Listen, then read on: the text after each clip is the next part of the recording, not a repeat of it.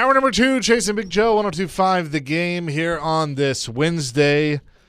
The Predators have started to make some trades ahead of the trade deadline, which is coming up on Friday. And to talk more about that and the rest of the season, and the season to this point, we say hello to Max Herz, who, of course, you can hear on Preds Radio, doing both play-by-play and pre- and posts. And, Max, I did not envy you last night having to call the game knowing that there were some moves being made and all of that, but you did a fine job as always. How you doing? Sorry, Joe was messing with my mic. He does. No, I was turning it on. I don't He does understand that. why you guys turn your mics off. That just drives me crazy. Oh, that's like, if I can make that a rule, I would make it a rule. No, I'd leave it on, man. No, I hate having a live mic when Do I'm you not really? using it. Oh, yeah. So Like you bother me. I've never 'Cause really it's on? Yeah. I've never really Really? said that to you, but yeah, oh yeah. This is an intervention. Well, I really don't give a damn. No, I'm sorry. I can't multitask. Anyway, No, I know. Max, good to see I you, always Bubba. turn mine Hi, on. Joe. We love Max.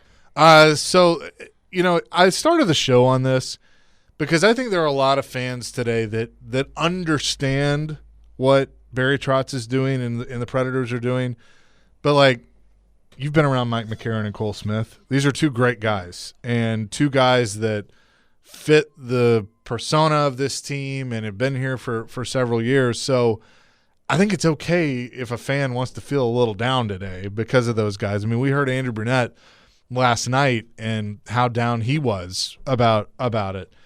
Same time, I get it. These are expiring contracts. They can go help teams that are battling for the playoffs and the Stanley Cup. That's good for them that they could go on a long run. So there's certainly two sides to it. But what was your reaction? You're obviously on the air when the news comes out that, we knew about McCarron being held out. The trade happens during the game. And then Cole Smith, it was a little weird, but then he ends up getting traded after the game. Well, we knew shortly before the game was getting going that one of them was not going to play. And then warm-ups happen, and neither of them are on the ice. Right.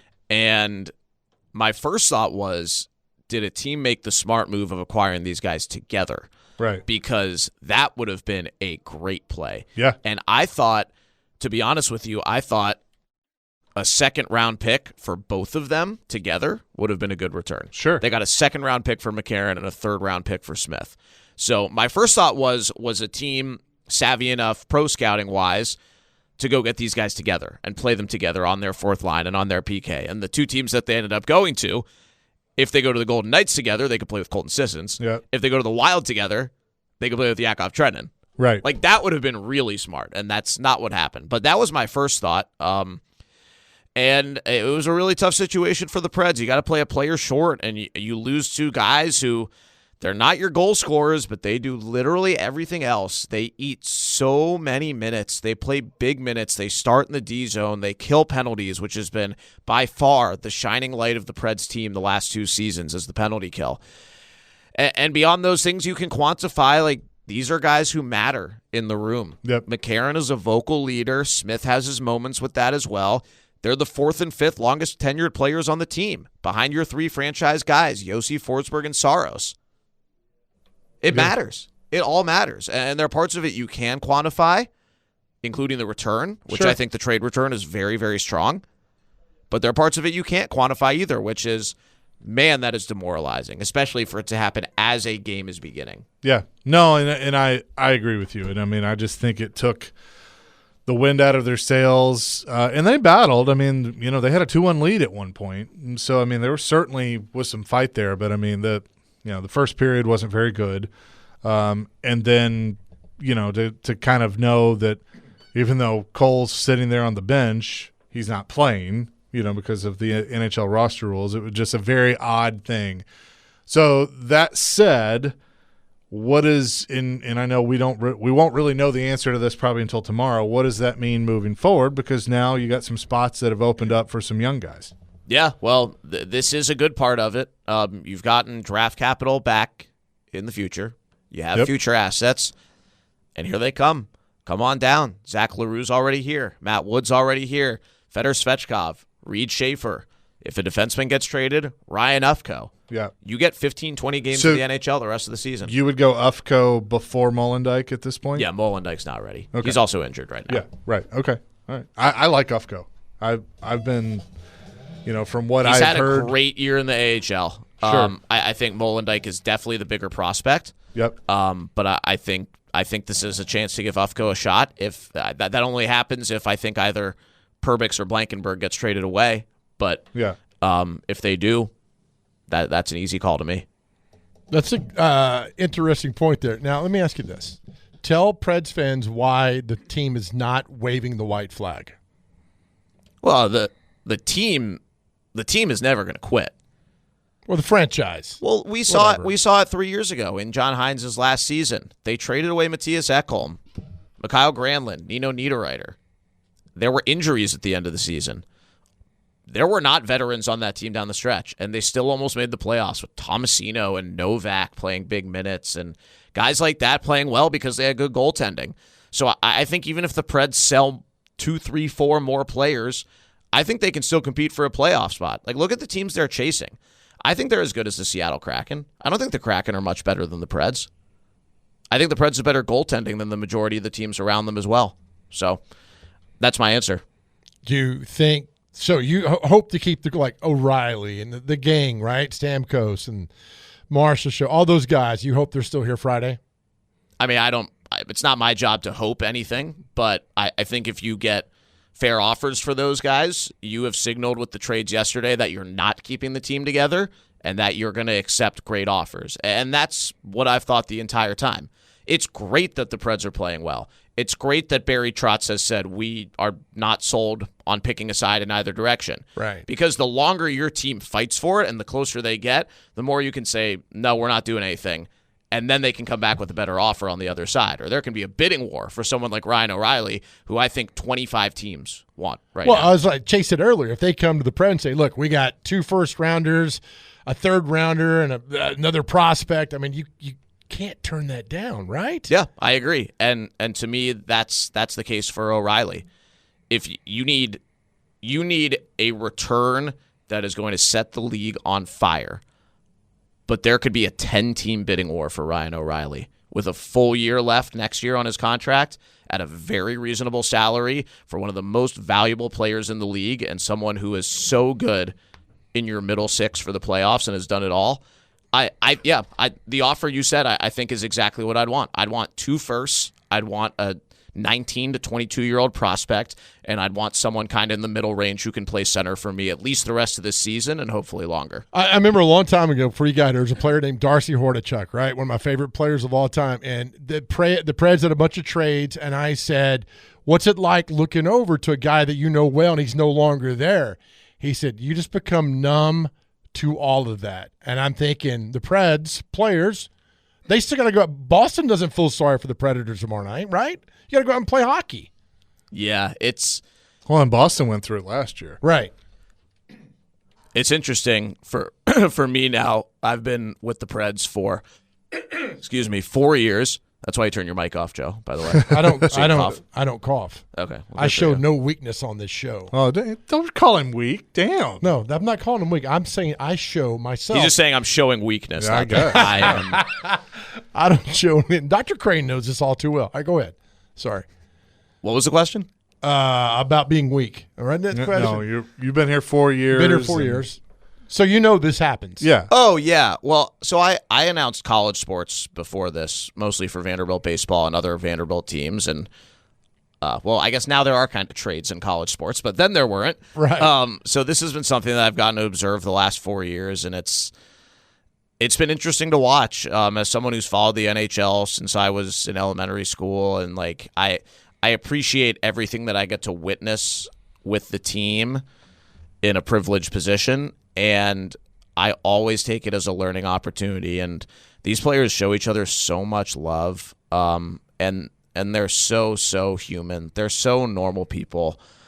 I think hockey, as much as really any sport, I think out of the big four, I think hockey, they're the most human. Yeah. And I don't really know why that is. I think it's just kind of the culture of the sport. But it's tough. And I think about it through the eyes of somebody like Luke Evangelista, who, first of all, is now the 4th longest tenured Pred, even though he's 24 and 2 weeks old. Right. He debuted 3 years ago this week, and he's now the 4th longest tenured player on the team.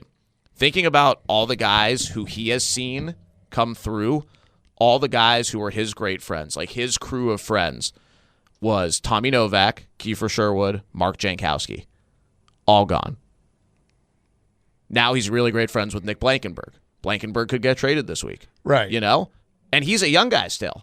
It's just like you just get hardened to it, I'm sure. So do you think that the culture thing's because at 14 or 15 they leave home? You know, if a good hockey player leaves home, right, and they go live with another family, I forget there's a name for it, and then they grow up fast, they grow up quick, they learn to rely on people that they normally, if you and I go to college, we're 18, 19 years old, but they got to grow up pretty quick. Yeah, I think it's a respect thing, and I think that's one of the many levels to it. Like, you respect the people who take care of you, you respect the people who came before you in the game, and also you understand that even if you're the best player on your team, you can't go out and win the game. The goalie can, but the goalie needs everybody else in front of him in order to be able to do that. Good point. There are so few individual moments. I think that's where it comes from, and we're fortunate that trickles to respect to the fans, respect to people like me, who they owe absolutely nothing to, who are around them every day, and respect to people like the athletic trainers and the equipment, who they do owe a lot to, and make sure that they can perform their best. But, I think it just pervades the sport of hockey. And it makes the trade deadline a tough time, but I think it can be a happy, like lovingly emotional time for guys too, to really open up and be human about it. And that's when I take the opportunity to try and show, me personally. So he is Max Herz. Joe just turned his mic off and back on, by the way. Because I have the worst posture and I'm fat, so when I sit up, I hit the mic. I make a lot of noise, so it's easy if I just turn that off like that. But I'm back. Yeah, thanks. That seems like a sign of weakness to me. It's a sign of respect, like you were just talking about. And what's the name when they go live with Billet family. I see. I know hockey, and Chick says I don't. Billet family. Thank you. Who's the head hockey coach at Riverdale High School? Mark O'Meara. Right? Look, buddy. If you say a name with conviction and it's false, people who don't know. I learned that from Nate Bargatze. I thought you were going to say the third Kreisky twin, the ice ski twin. We'll have more with Max coming up next here on Chasing Big Joe 102.5 The Game. Chasing Big Joe 102.5 The Game on this Wednesday, continuing with Max Herz from Preds Radio. The trade deadline, what is it, 3 o'clock Central Time Friday? Does that sound right? 3 Eastern. 2 2 o'clock here. Central Time. All right, so Big Joe will do the full breakdown. Actually, no, you won't be here Friday. I'll call in. I'll do the 12. You'll call in, do the breakdown. Zoom from the road. So if we're kind of watching of maybe some candidates, if Barry Trotz wants to do more, which I would assume he will. Obviously, Ryan O'Reilly's name is out there with 2 years left at $4.5 million. Mike Bunting is going to be an unrestricted free agent. That was something that Barry brought up last year when he acquired him, that he could see where they're at this point this year and potentially move him. He's at 4.5. I think he's somebody that could be moved. Eric Holla is another one who was acquired in the offseason. He has an expiring contract, and then Tyson Jost, that's the forwards. And then you mentioned Nick Blankenburg, who has a very team-friendly contract with Blankenburg's league minimum. Yeah. And then Nick Perbix would have a year left after this year at 2.75. So those are certainly some names to watch over the course of the next few days. We'll see what happens. But I think what I'm more interested in, Max, is watching the young guys that come up. And then also, if you look ahead to the offseason, one thing I look at is the buyouts. Matt Duchene's number comes way down after this year. You still have a couple more years of Turris at $2 million, but Duchene goes from 6.55 to 1.55 when the league year changes. That's going to allow the new GM to have a little more wiggle room with a cap that's going to go up too. Yeah, I don't think cap space is going to be a big issue. I honestly don't think it was an issue at any point this season or last offseason either. So I think they're in good shape with that. I think Bunting and Holla, of the names you said, are the most likely to be traded. if you can get a second and a third for McCarron and Smith, I think you can get comparable, if not better, for those two guys. And if you're willing to part with your heart and soul homegrown type players, and McCarron is not homegrown, but in a sense, he is homegrown, then you're definitely willing to part with those guys. Yeah. And I think they both had exceptional seasons. I think Bunting and Haula both have really high values right now. I think Bunting, if the Preds don't trade Bunting, I'd want to extend him immediately. I felt the same way about McCarron and also Smith. But look, you're clearing spots right now, so I got no problem with that either. I think Bunting's had an amazing season. I think he'll be a really good playoff performer. He's not somebody who's played a ton in the playoffs. He was on the Leafs, and we all know the deal with the Leafs in the playoffs. That's when he's been there before. I think he's a really good middle six winger. I think he's a power play guy. He does really great on the Preds' second unit. I wouldn't mind seeing him on the first unit. I don't think he could get on the first unit for the type of team that would be trading for him. Yeah. But I would be in favor of that. And Haula, the Olympics opened a lot of eyes outside of Nashville to him. He was so good, two-way guy. Really valuable center, going up against the best guys on the other teams, on these Olympic teams. He's doing what he's done on the Preds all year. He's been an exceptional pickup for the Preds. They gave up a 4th-round pick for him over the summer. He's someone who's played for 7 different teams. He's been on the Preds twice over. I just think his value is so strong right now. He may be playing the best hockey that he's played in 10 years. I agree. My question with him, though, is if you can't get a really good offer for him, would you consider, because of the lack of center depth that you have, maybe re-upping him for a year? I guess. I think, I mean, you can probably, if you end up keeping him, you can talk about that in the offseason. But, I mean, I look at that position. I mean, they just don't have a lot of center depth. Yeah, and the thing that I don't have a sense for is if there's any chance the guys who they trade away could come back on 1 year's next year. I would say probably not. Just because that doesn't happen as much as people say, oh, he could come back. He's just not like it used to. I feel like it used to happen more. Yeah. But I thought about that too, especially with McCarron, because I know how much he loved it here. I think what could determine that is how do some of these young guys play? You know, if whoever comes up, you know, if they feel like, okay, these guys aren't quite there yet, then maybe you look at that. Or if they are, then you fill that spot. Is Jochen Kimmel somebody that you think we see? I mean, we've seen him for what? I would like to. Yeah, he's never gotten an extended run, and he had that unbelievable roster-making moment at the end of preseason where he hit Andrei Svechnikov, drew a penalty, scored the overtime winner after taking that penalty, and it's like, my God, here he is. Right. And then he played 2 of the first 4 games or whatever it was, and we haven't seen him since. So, yeah, Kimmel, Schaefer, Svechkov. Who am I forgetting? Anybody? Is that Edstrom probably needs more time? I don't think it's time yet. Yeah. I think he's had a solid season. Yeah. But no, I think if Ryder they Rolston? need us, I don't think so. I think if they need another center, I think it would be Jake Lucchini to come up and be an experienced guy. And then they could bring Brady Martin back after his junior season's over, right? I think so. Which would be a while. Yeah. So. The Greyhounds have already clinched a playoff spot. Yeah. With head coach Terry Crisp up in the Sioux. 30 years ago, 40 years ago.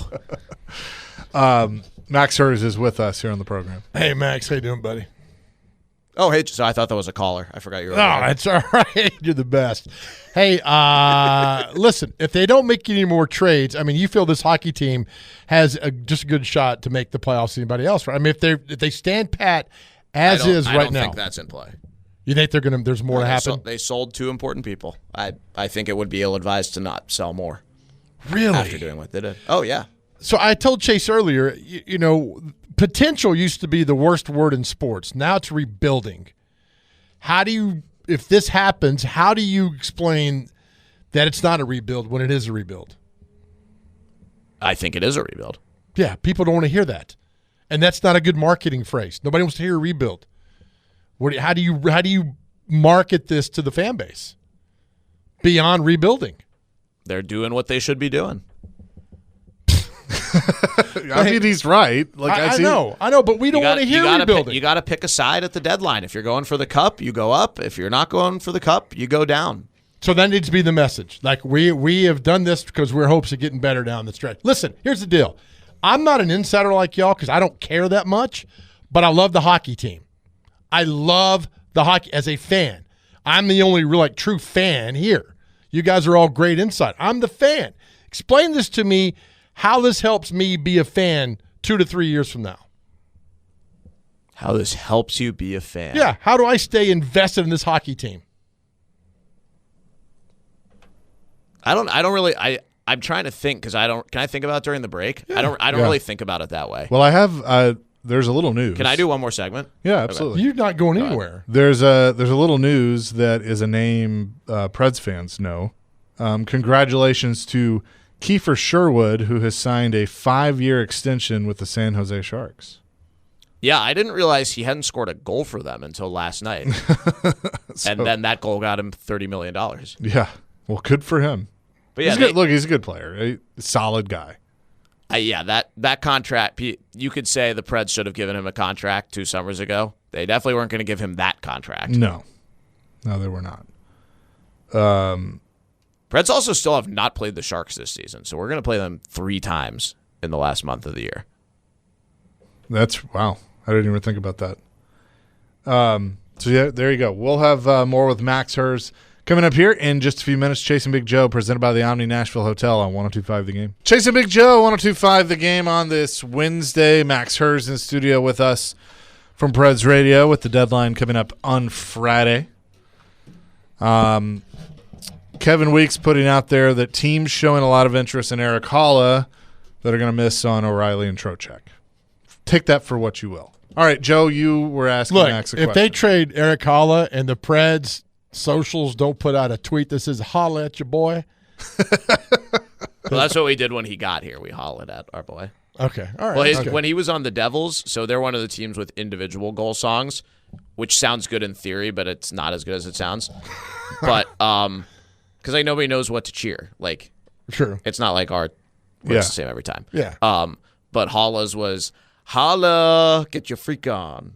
Oh, nice. Because he scored against us last year. That. Oh, well, that's pretty good. All right, so I hate the world rebuilding. If they do this fire sale, which it seems that might happen, convince me how this is good.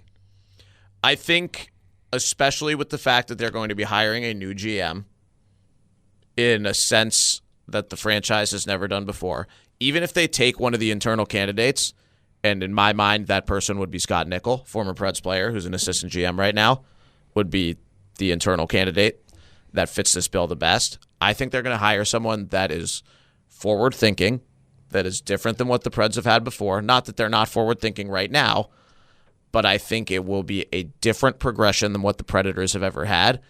And the more that you get now, the richer the money in the bank for that person to be able to get to their plan sooner. Okay. And that can mean things begin as soon as next year.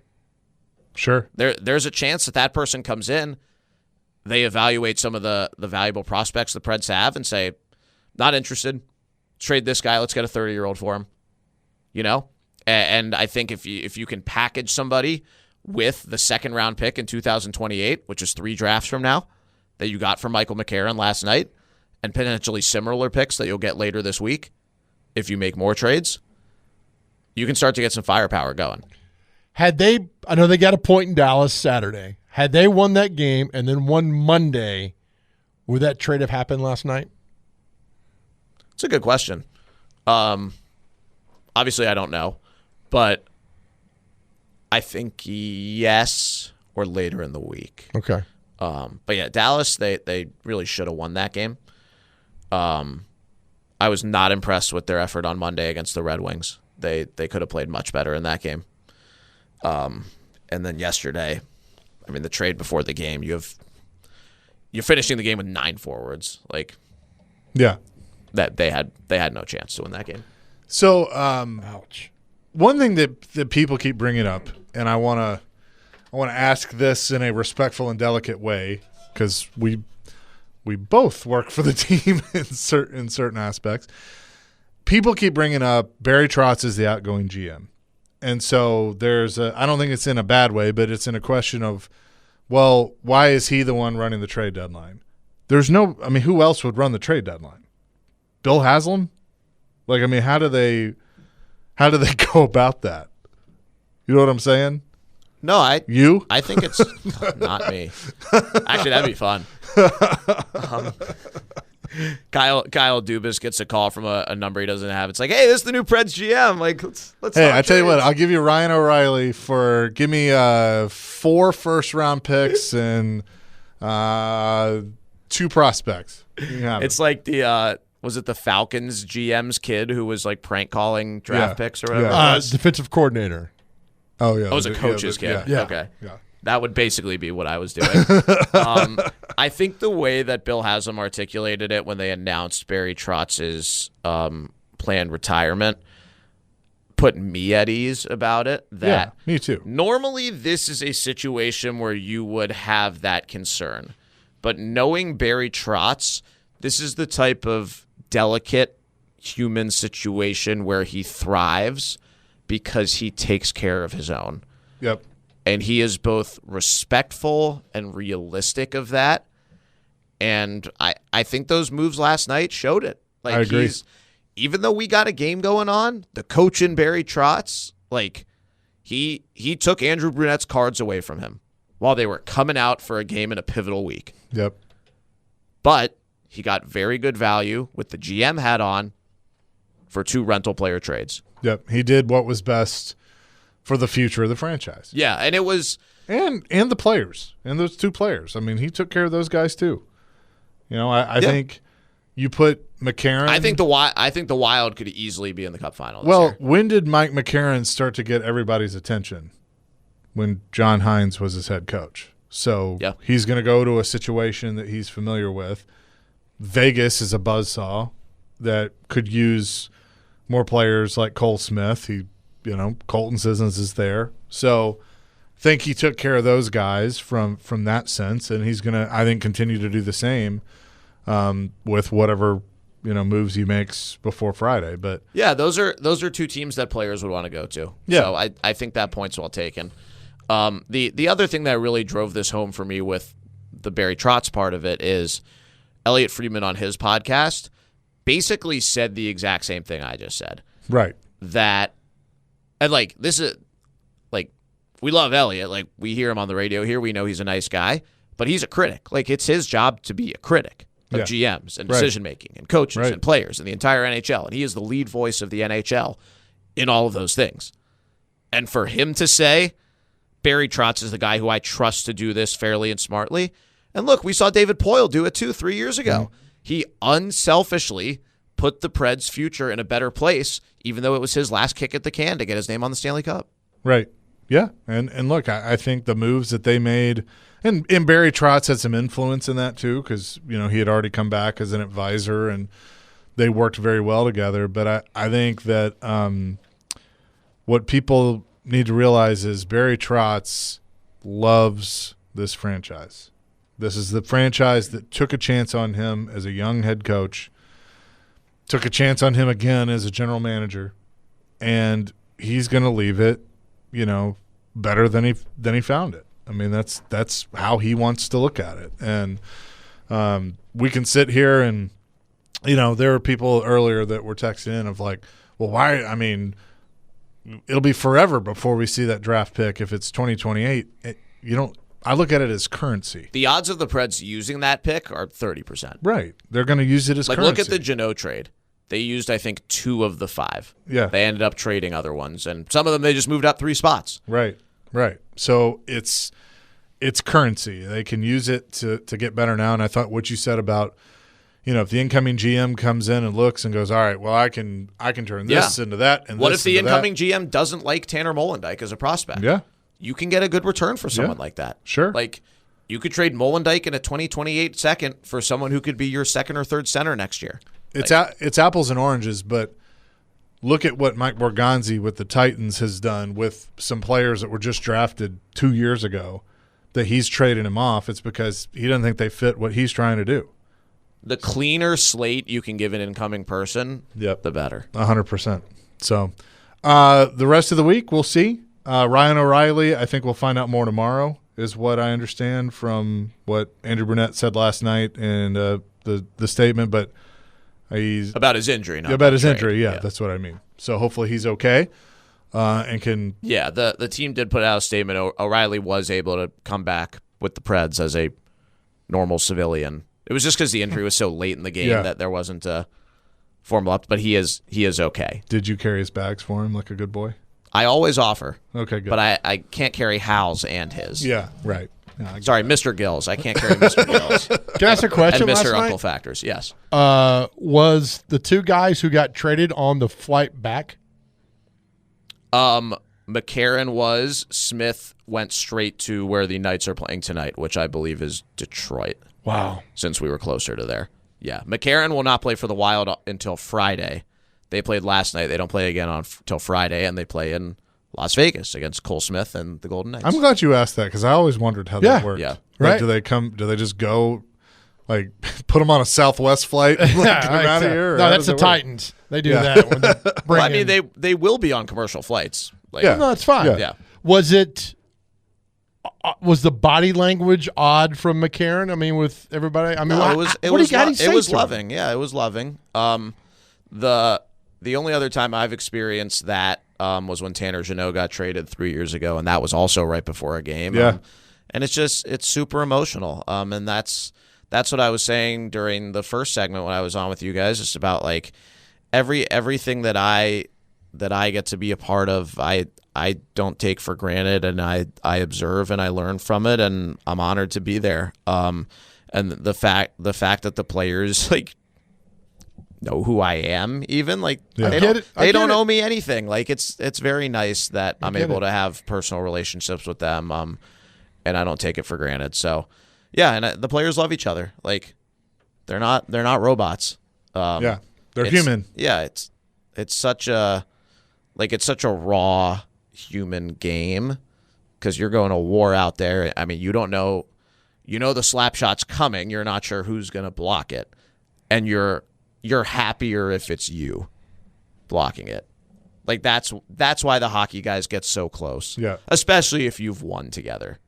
That's what really seals it. Sure. But everybody who's played together, like I think a thing that the NHL.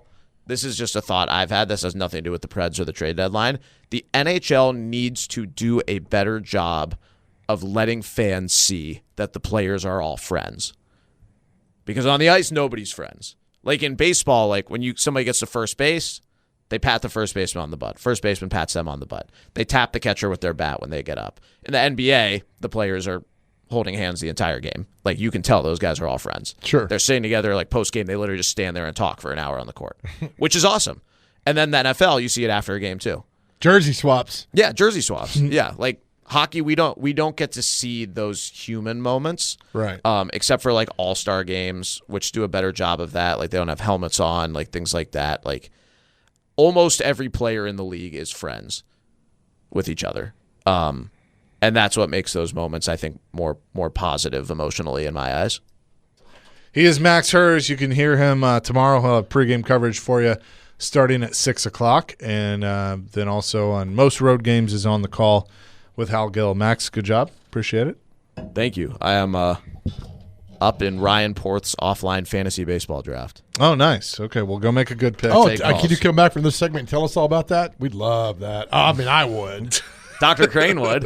Yeah, and Joe would love because it's partially a list. I love lists. If you get any kind of list, like a shopping list, grocery list, any Especially kind if of they're list. from The Athletic. I love the Athletic. Did you know Joe Rexroad works for the Athletic? Can I do one more segment and just talk about random crap with you guys, or do you have Why plans? not? Okay. I was love last Saturday. a member of the subscribe to the Athletic. It's the best 93 cents a month I spend. To the What about Is that the, Joe's salary? What about the unathletic? That's free. I founded that. I love Oh, that. We got that's great true. writers. Yeah. Well, You I have got one. Did the Washington Post buy the Unathletic? I tried to. Bezos tried to. I said unacceptable. Unacceptable. The Nashville Banner did, actually. We do a co-op with them. Yeah. It's an intern program. Well, who knows what's going to happen next? It's You Chasing can't Big get Joe. rid of me. I know. Chasing Big Joe, 102.5 The Game. Tennessee Brew Works is the official football off-season sponsor here at 102.5 The Game. Raise a glass with Tennessee Brew Works, proud partner and official craft beer of the football off-season here on 102.5 The Game. Chase McCabe, Big Joe Dubin, Max Herz, Dr. Crane, Nick Frazier hanging out with you on this Wednesday, and our show is presented by the Omni Nashville Hotel, where we will be tomorrow. And Barlines has happy hour now, so go check that out. Absolutely. There we go. That's why the mic needs to be on. Damn it. He just proved his point, didn't he? 4 to 6, happy hour, Barlines. Can Come you on not down. swear? No, I cannot. My 3-year-old cat listens to this show. Come on down to Barlines. Just kidding. I don't have a cat. Look, are you do you know the Peaky Blinders Netflix series? You watch that? I've never watched it. I know it's a television show. Well, the Roxy 8 Theater in Dixon, Los Angeles, Las Vegas, New York City, and Dixon have the For the screening movie? tomorrow night for the movie. Isn't that crazy? Oh, wow. That's Are they cool. getting it early? Yeah. Only 4 cities get it Wow. early. Those 4. And the Roxy 8 in Dixon has the Peaky Blinders tomorrow night at 7 o'clock. Do Willie Donick and Lindsay Rowley know about this? Oh, yeah, they love that show. They're big don't they? fans. Oh, do they? Yeah. Well, they're busy tomorrow night. Lindsay's not busy. Her and I are hanging out. Is Oh, that no, wait, not we a have a net- game. Yeah, I was about to say, you're busy tomorrow.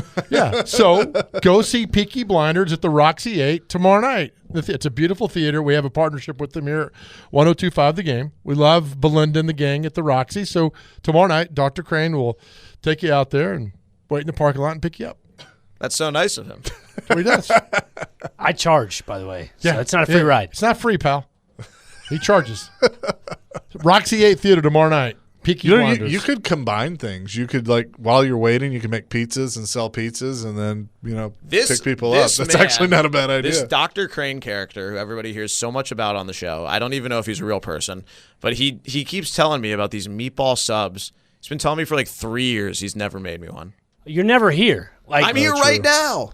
Well, You didn't know produce you the were- show. Didn't know you're coming in today, bud. You Sorry. didn't know you were going to be here. It's your job to know when I'm here. I watch this. That's called stalking. I'm gonna pass. It is. I watched this dude at a flea market, Creve Hall, right? Turned out about 1,000 pizzas one afternoon. It was 1,000 degrees, too. 82. I saw him in Key West, like, go into the kitchen and turn them out. That was awesome. And they he were great, had too. the staff eating out of the palm of his hand. They had no idea that Did he you could run out of plates? cook a pizza that well. Listen to this text we just got. Skylar says, "The Roxy was my first job when I was 16. Miss Belinda is super nice." See? Peaky Blinders tomorrow go. night. She put Dixon, Tennessee on the map with Vegas, Los Angeles, and New York City. I can't tell you what that show's about, but she told me that she's already sold tickets to people from all the surrounding states are coming tomorrow night. So you're not going tomorrow? I'm not. JoJo will be on the road. Oh, that's right. Joe, who's the head football coach at Creekwood High School in Dixon County? That'd be one Matt Richetti. I don't know who it is right Yeah, now. neither do I. But again, say it like you mean it, and you know. I have no idea. I think Richetti is Mount Juliet. He is at Mount Juliet. So are the Panthers going to trade Bob? It seems like it. They just signed Louis Domingue, which I don't really Spicy know. pork and broccoli. Yeah, what that really does. but- Right. I know what that means. You don't remember that, Joe? No, I don't. You would. You actually would remember this. In the playoffs, hockey playoffs, 2-3 years ago, there was a triple overtime game, and the Penguins goalie had like a groin problem or something and had to come out in the second overtime. And this guy, Louis Domingue, went in, who was their AHL goalie, and they asked him in the interview after the game, like, what was it like sitting there for 5 hours and then finally going in? And someone said, "Did you eat anything? Like, had you eaten since like noon?" Right. And he goes, "Yeah, they brought us Chinese food." And the question was, "What did you have?" And he goes, "Spicy pork and broccoli, not the best." And it was so funny. Oh, nice. And he's played like 2 NHL games since then. Did they win? They did win. Okay. Yeah. I'm sorry. I'm not going out. In that environment, I'm not going out with a hurt groin. It was like actually really weird. It almost looked like he was faking it, but it was like really serious, and he didn't play again until midway through the next season. For a groin injury? Good Lord. It was multiple things, yeah. Oh. But yeah, their starting goalie was hurt. Do you remember this with the Penguins? Penguins Rangers? It was at Madison Square Garden, and they like just got Chinese food somewhere. Oh, random, yeah. And somebody went and got it. Yeah, I think I do remember that. Yeah, not sat there. the best. Well, you know, your hero, Jay Cutler, got a lot. Remember when the Bears went to the NFC Championship in 2010 and he didn't play? He got a lot of people like, "Why are you playing? Get back in there." And I forget what the injury was, but he couldn't like lift his shoulder to throw the ball. But they were mad because he showed no emotion on the sideline. He just kind of sitting there. Nobody knew what was wrong. Were they expecting Jay Cutler to suddenly have emotions? Yeah, right? I agree with you. Isn't he famous for not? Zero. Yeah. How's We he used to doing, do by a the way? segment. I've met him one time. Oh, I handed his kid a T-shirt at a Vanderbilt basketball game, and he said, "Thank you." It's a great interaction. Met him twice, and the second time he hid behind a tree, so he didn't have to do an interview. True story. Pretty good, huh? Hid behind a tree. Was it one of the trees from Bad Bunny that was a person? No, it was an actual tree. This He segment saw has me- really lived up to the He billing. saw me coming and literally dives behind a tree, and like he's peeking out, and I'm like, And that's how he got injured in the NFC Championship Probably. game. Yeah, by hiding from people. What else should we talk about in the next 30 seconds? you Peaky wanna Blinders? plug tomorrow night? Tomorrow night there's a hockey game at Bridgestone Arena, and we'd love to see you there. Okay. The Predators are playing the Boston Can people Bruins. come see you if they want to? If they have to. I've told Chase this. Growing up in Nashville, knowing Yeah, I love this. I love this thought. if my grandpa knew that one day the Boston Bruins would be coming to Nashville, he'd have flipped out. Yeah. Right? And it's the same way with the Packers, Cowboys, Blackhawks. Rangers. Yeah. I mean, come on. Growing up here, that was not anybody's idea. None of these teams were to come here, right? And now the fact that – and the Bruins only come once a year, right? Yeah. Yeah. So go tomorrow night. So, funny Bobby story. Orr. The first time I saw the Rangers play at Bridgestone Arena, my dad and I went to the game, and I was pumped because the Rangers had a player named Sean Avery, who was a word I can't say, but Fashionista? yes, something like Canadian? that. And he and Jordan Tutu had like this thing going on, this rivalry. Oh, okay. And so they end up kind of like jawing at each other, and the refs throw them both in the box 2 minutes for roughing. And my dad, where we were sitting, you could see the penalty boxes, and the whole time Jordan is just like chirping at him and like, I'm gonna get you, like as soon as we come out of this box, like this is happening. And this has been like a buildup, over years of those two guys. Finally the doors open, they come out, and to Avery's credit, he dropped him. He and Jordan, like, they moved to center ice. They went. Jordan beat his ass, and that was it. But I remember. That wasn't the Gretzky game, was it? No. Okay. This was way after Gretzky. All right. But There is so much swearing on this show. I know we do. As I tell people, the word ass is in the Bible. It is. It's true. So is damn. New Testament, by the way. Thank No, you. wait, and the Old Testament, I think. No, it's in the Old I Testament. think hell and damn are in there too. Right. I think hell is definitely in there. right? Well, that's a good point. Yeah, we are your theological show here. Yes, we have the Catholic and the Is two this 1021 The Light? and the, Hey, there you go. and the think two I'm in dumb the wrong Protestants studio. right here. You might be. Max, we're going to move on to different things now, but thank you for coming in. Thank you. I picked Trevor Rogers in the fantasy Okay, football draft, good. by the Well, way. we're happy for you. Okay. Yeah, Good. we're going to go pick by pick coming up next on the Chase. No, coming up next, we are 50 days from the NFL draft, and I have decided to jump on the bandwagon and simulate the offseason for the Tennessee Titans, and I'm going to let Big Joe decide if I did a good job or not. That is all next. Chasing Big Joe, 102.5 The Game.